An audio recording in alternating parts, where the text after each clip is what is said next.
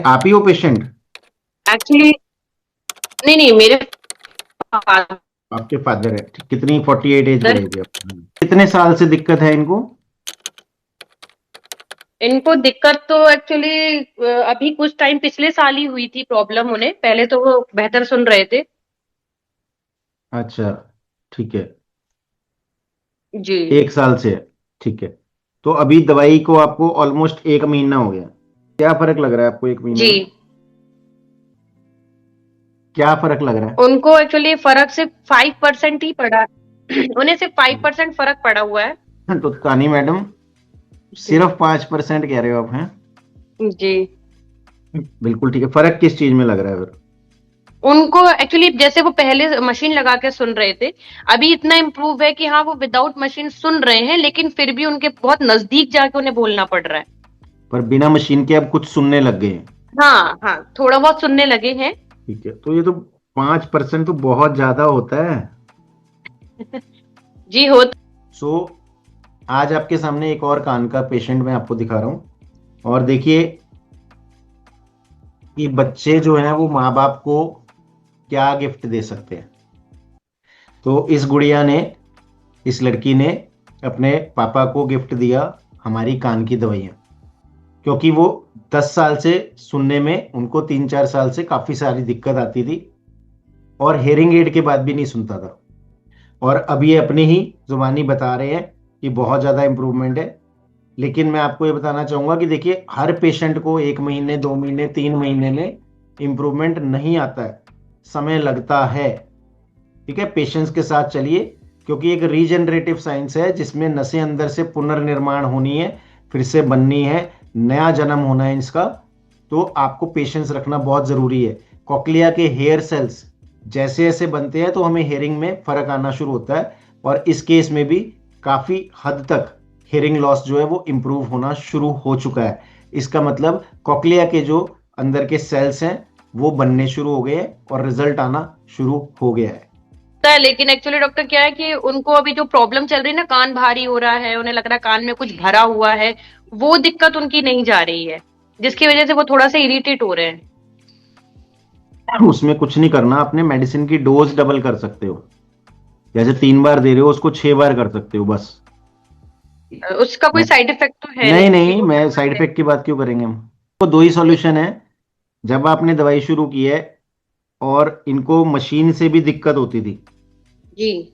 ठीक है, 1 महीने में अब मशीन लगा के पहले से बेटर है, इसका मतलब इंप्रूवमेंट तो स्टार्ट हो गया है। हाँ, अब इम्प्रूवमेंट है। हमारे पास क्या सिचुएशन है कि जो अंदर है या तो उसको ऐसे ही चलने दे दवाई से, हम्म। थोड़ा थोड़ा करके इंप्रूव हो जाएगा।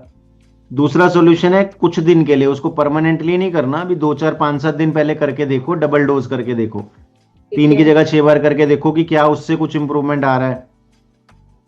ठीक है। ठीक है ना? तो हो सकता है कि 5 7 दिन करके फिर हम 3 डोज पे आ जाएं। ओके। वो रेगुलर ऐसे नहीं चलेगी। ठीक है ना? मेडिसिन बिल्कुल ओके हैं, परफेक्ट चल रही हैं, इसमें अभी फिलहाल कोई चेंजेस की ज़रूरत नहीं है। ठीक ओके। है? और बहुत लकी हो आप और पिताजी आपके कि 1 साल की बीमारी असंभव बीमारी है, ये दुनिया में ठीक नहीं होती। जी बिल्कुल बिल्कुल। ठीक है ना? तो अगर 1 महीने में आपको इतना फर्क आ रहा है तो बहुत बड़ी चीज़ है ये।